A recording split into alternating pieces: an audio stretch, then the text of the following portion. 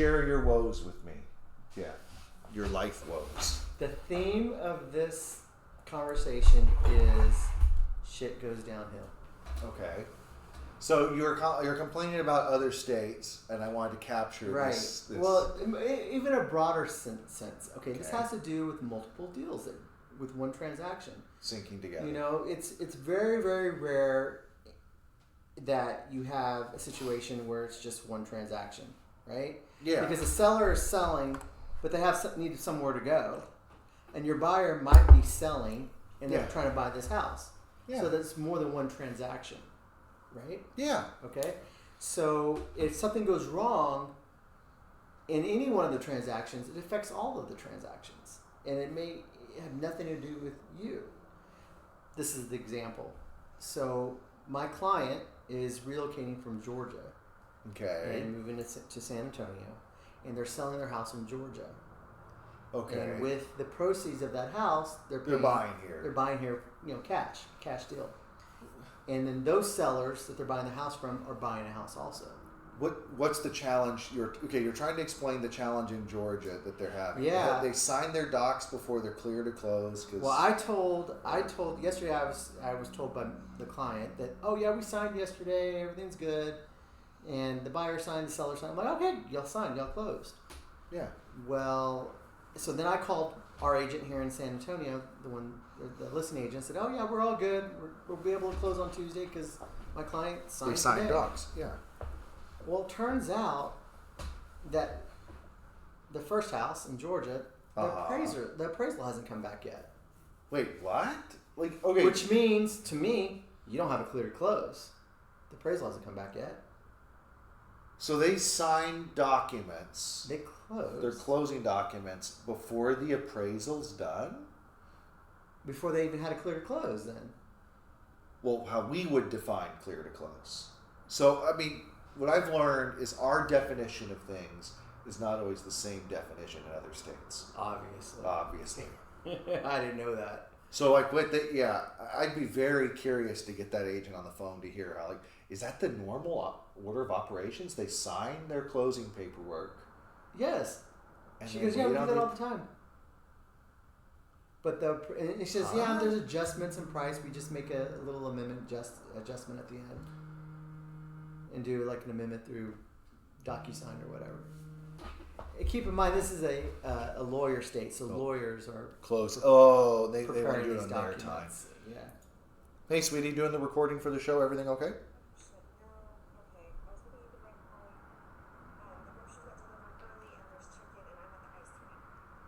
Oh shoot! I'll see what I could do. Okay, I'll see what I could do, but I can't go right now. Go ahead. Okay, I'll see what I can do here in a little bit. Okay. So,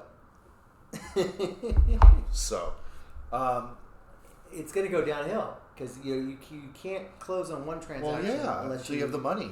Exactly. So, and what's very critical, and I guess the lesson learned from this is you have to overly communicate when you're in a complex deal like this with all parties, so they know. Well, you have to ask a very important question. When will they actually have access to the funds? Maybe that's the thing you do without a state. Because most states, I agree, clear to close, they sign their docs, their funding.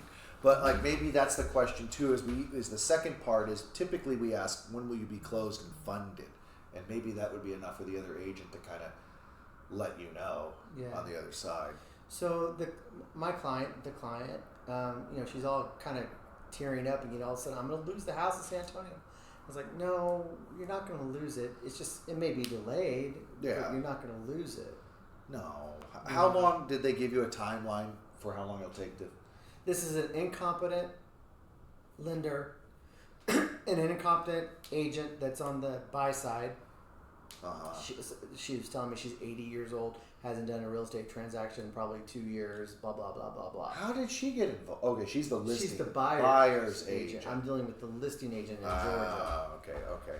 And, what is the list? And she says that the listing agent is saying that I'm going to have to call the appraiser. So I was coaching her a little bit. Yeah. I was like, what you should do, yes, you should call the appraiser, be very, very nice, and just say, hi, I talked to the lender, He seems like he's new. He said he has not received the appraisal yet. Have you sent it out yet? Just Where do checking we in. stand? Yeah. You're not interfering by saying that. You're just, just finding out where it's at. So then you have an answer. Because I was like, it's supposed to come back on Wednesday. That's when it was due back on yesterday. Okay. Wednesday. Well, today's Friday. That's Thursday. Oh, that's even worse now. That's right. Today is Friday. It was due back on Wednesday. And I'm like, well, okay. What if it got bounced back or lost an email? Yeah. That could happen. Yeah. A lot of things can happen. Or what if I forgot to hit send? It makes me so irritated that people don't take responsibility. Like, why didn't that lender say, where's their appraisal? There should have been a discussion. Yeah. Right. And that little mistake, it goes downhill. Well, it could be if the appraiser has been to the property for sure. Yes, right? Saturday. Oh. Last Saturday. Oh, then you're probably what's the closing date y'all are looking at right now? Monday. Today's Friday, East Coast time, 3:15. Maybe a day or two pushing back. Probably. I mean, appraisers will have a report in typically within a few days. Exactly. So, but see, what Brad and I are talking about is we're talking about Texas real estate. Right? No, that's true. That's true. What is the listing? Okay, the listing agent who's the professional. Once they actually physically get the appraisal, how long before funding? Did she tell you? No. Well, I'd be asking. And I don't know if she knows. And this sounds like a small lender that is just a guy that has his company out of his house. Right. One of these brokers. So, and I'm thinking to myself, it has to go through underwriting. Has to go through underwriting QC. It has to do this. That could take a day. Then you got another day to prepare docs. This ain't closing until Wednesday at best in my mind, from my experience. And, then that means if it doesn't close till Wednesday, we're not closing until the next day, Thursday, because everything goes downhill. Interesting. That's interesting to have the appraisal done after final docs are signed. I guess there's like a provision in there that it's contingent upon the appraisal, weird. The funding, that's will occur. You got to be careful when you're dealing with interstate real estate because. Yeah. I keep on saying it, and I could be biased because this is where I've been trained and only done real estate in. But we are the best state. We just make sense. Like I read her contract. Just out of curiosity, I was like, "Can you send me your contract so I can read it?" What's it look like? It's like, first of all, the font on it, it's really small, and second of all, it's a bunch of things that just don't make sense. Like, I read it 3 times and I still don't understand it. It's not, man. Nothing's like Texas, guys. It's not like, lucky. And then I went over the contract with our client, and I'm like, this is so going to make sense. And they said, yeah, it does make sense. At least it's not Louisiana. Oh, you can imagine, it'd be cool one of these days if we can have like a standardized system, Across states? Yeah. But that's how that can.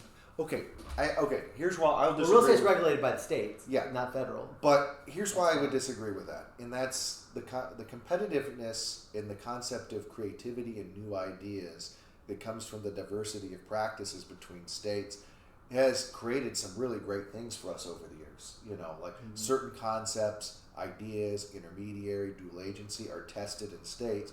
And then as states make their revisions, they review what other players have done in the field, and they work with it. Like buyer's representation. Mm-hmm. That's something that state by state people started picking that up, picked up steam, and it was implemented in different ways in different states, and it's refined itself over time. Like we're the only state, from what I understand, that has an option period. Well, it's now called the option period. They have inspection periods, and sometimes a due diligence period, like in Georgia, and that's what we're talking about because that's the one I saw. They have a due diligence period, but it's not an unrestricted right to cancel the contract for any reason or no reason whatsoever. Yeah, but maybe that they find in practice that might actually work better in certain ways. What if they couldn't terminate? The buyer couldn't say, "Oh, I don't like the paint color. I'm done." They have to have a legitimate. See, but how would they define that? I'd like to see how they define or what bar. If like it's a with dollar us, amount. It could be for any reason or no. It's unrestricted. Yeah. You don't have to have a reason. And I get you know what? We're so used to that concept. Mm-hmm. But, I mean, how many times have buyers gotten cold feet in the option period, too? as a counterpoint, just for fun. It's an idea. It's interesting. And I'm playing a buyer's agent. I'm saying that's the buyer's right.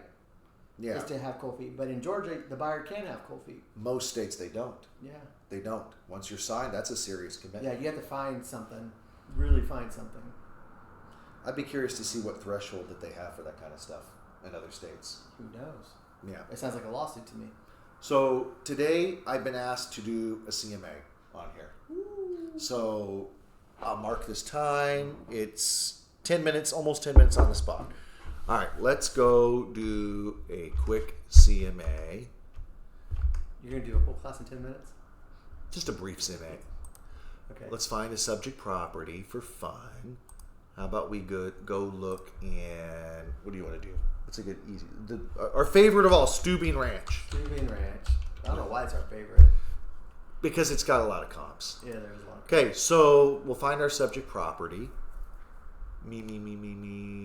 Argyle active Argyle. Let's see if this one's overpriced. Yep. Our client sees the property here. Okay, so Sharon, I'm looking at this. It's been on the market 29 days. I'm not doing a full analysis on it. You want to know purely value. Let's look through the photos so we can familiarize ourselves with the property. Okay. It's nice. It's been updated, clearly. Solid surface countertops. It's pretty. Steuben Ranch house.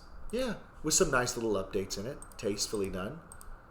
It looks nice. And a little covered patio. Cute backyard. Small. Small, covered, petite, but what you kind of expect, but well maintained and updated. So that's nice. Check in the seller disclosure real quick. Yeah, let's see if there's no... Uh-oh. There isn't one. That's a little funny. There's a little thing for that, but that's fluff. Yeah, let's look at what they... What I was looking for is a seller's disclosure, see if there's any foundation issues. But maybe you might find it in that. Roof? No. It doesn't look like it's had any gutter-free system. They've done some nice stuff. Yeah. Okay, so we've got a subject property, and I'm going to go over here, and I'm going to look by same subdivision. We've talked about that before, okay? Mm-hmm. So, Steuben Ranch. I usually start with 6 months back, and then I'll go back for comps. I'm focused primarily on solds. We know it's a 1-story, so I can go down here and click 1-story. What was the square footage? 1,600? Yeah, right around 79. So we'll look from, I'm going to do a tighter range, 1,500 to 1,850. 1-story, Steuben Ranch, last 6 months. All right, how'd you come up with that range? I did about 10% up, 10% down. So I usually will go a little more on the high side, just a teeny little bit more. So it's 1,600 square feet, 250 up. It is a little more. It's more like 20% up. But I'm just wanting to see what we get for fun. It comes up. Doesn't mean I have to use it. Correct. Now you do, okay, Jeff and I are pretty similar up to one point. And like, as long as it's a normal amount of bedrooms and baths for that size of a home, I don't care. You're a little more focused on that. So like a 2,500 square foot home could be a 3-bedroom or it could be a 4-bedroom, and it's going to have some stylistic differences, but the price per square foot, if you run the numbers on it across the board with thousands of properties as your subject, as part of your data, the price per square foot can go up four-bedroom or is more down. desirable than a 3-bedroom. Sometimes. Well, if you have 5 kids, it does. If you have 5 kids, but you don't always have 5 kids. And builders know that, so they'll build a certain percentage of the 3-bedroom that have larger rooms versus the 4-bedroom to accommodate more builders kids. build larger rooms anymore. Well, okay. Jeff. That's the truth. Jeff is trying to give me a hard No, time. but that's the truth. Okay, if it's 2,500 square foot, 3-bedroom, it's gonna have more rooms. It's got a bonus room. It'll have a bonus room. Okay, probably, yeah, but you still have more room, technically. Anyways, 6. Let's look. This is not making me feel good. Now I know ours is nice, but this is what I was suspecting, which is What's our square footage? 15 what? 1590. 15. This is 63. So this is okay. We know this neighborhood. It's a cookie cutter neighborhood. Were there any exact 1563s or whatever it was? The same floor plan? I did not see that. So That's ours basic. is nicer than this, Yeah, though. that's basic. Updated kitchen. It's got more updates. That's 100% builder. This is There's builder no grade. updates. Fresh paint. Flooring, maybe a few Nope. updates on the flooring. That's original flooring. That is? Okay, maybe it is. But it's got some. It's clean. That sold for $270. Okay, that's fair. Let's go up to, here's Arcadia Park. Okay, this is larger than ours. Ours was built, I think, in 05. I think this is both the same builder. Yep, I think it's all the same. builder in Super Ranch. Yeah, DR Horton's everything, I think.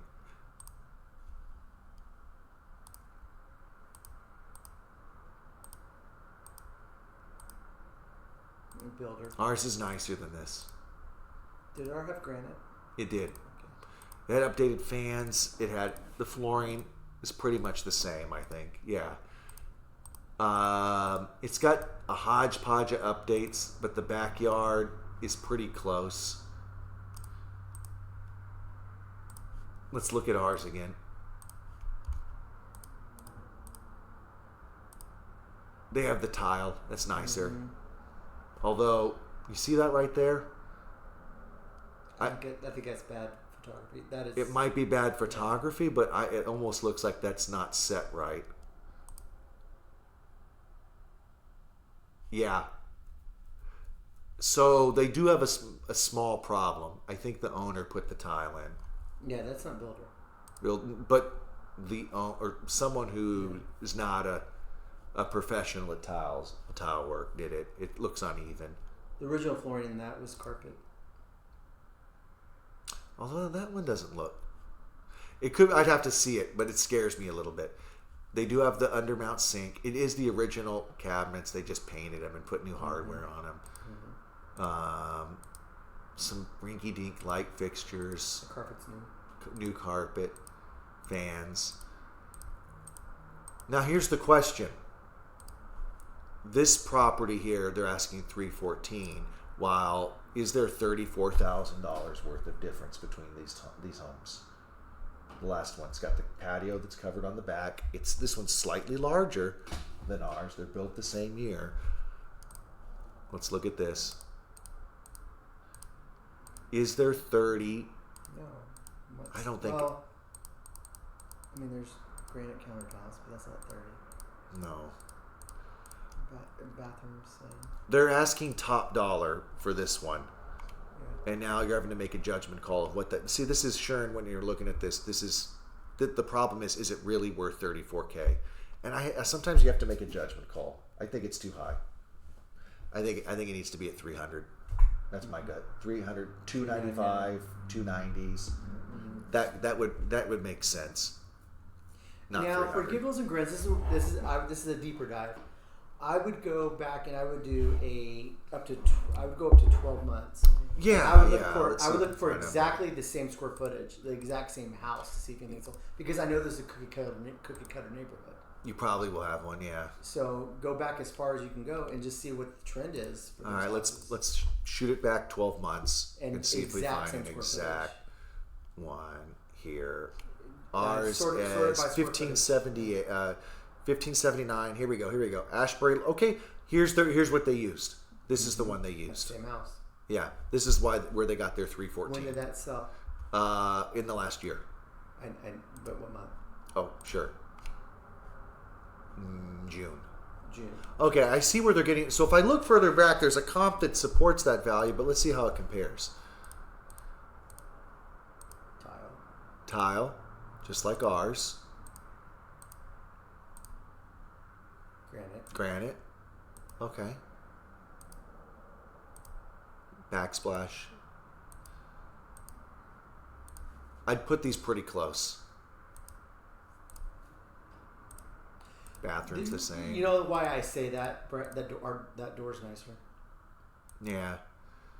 Well, that's cute. The reason why I say that for cookie cutter neighborhoods is because there's some floor plans that are more desirable than other floor plans.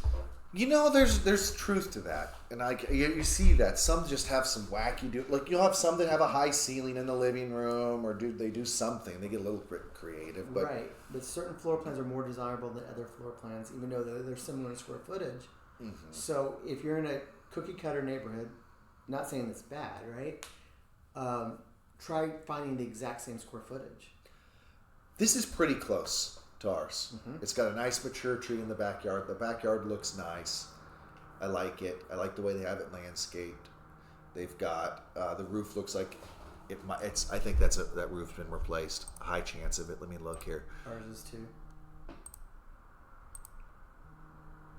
And I think ours was also replaced 2 years. Yep, called it. This is pretty good comp. Like these are close. These are really close, and someone actually paid the $314, and that's they're hoping to get it based on that. $5,000 in closing costs. There's some closing costs, yeah. I still feel like it's There's another one too. Let's look at the one that sold at. Here's one at $310. Here we go. Same square footage. Okay, nice landscaping. Now look at that front door. They got an updated front door. Mm-hmm. What the? This is the Art Deco. Okay. House. Yeah, they put some money into this. Built-ins, that's nice. That's not the builder. The builder does not have that. No, it's not. That was carpet. That was redone flooring. And that stone was stone was not. That's faux stone. No. I bet you that's faux stone. No, I know. I'm joking with you. And the blinds too. So this home's got some pretty nice updates, like manufactured. No, that's. I don't think that's manufactured. That's real. Yeah. It's a nice house. Yeah, it's pretty nice. But it's a certain look. Yeah. If you don't like modern, you're gonna hate that house. Okay, they had fun with this. Yeah, it's a nice house, but it's a specific. It's a little modern, yeah. Yeah, it's a specific taste. Oh wow. Some people are going to love that. Some people are going to hate that. Look at that. But there's money that's been put into this. Sure. Nice. Yeah, that's $310.